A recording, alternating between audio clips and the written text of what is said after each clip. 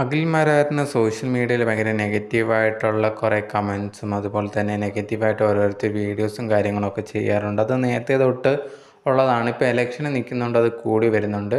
ഇലക്ഷന് നിന്ന സമയത്ത് ഓരോ ഇൻ്റർവ്യൂവിൽ ഓരോ കാര്യങ്ങൾ പറയുന്നുണ്ട്. അത് കുറേയധികം ആൾക്കാർക്ക് ഇഷ്ടപ്പെടാറില്ല.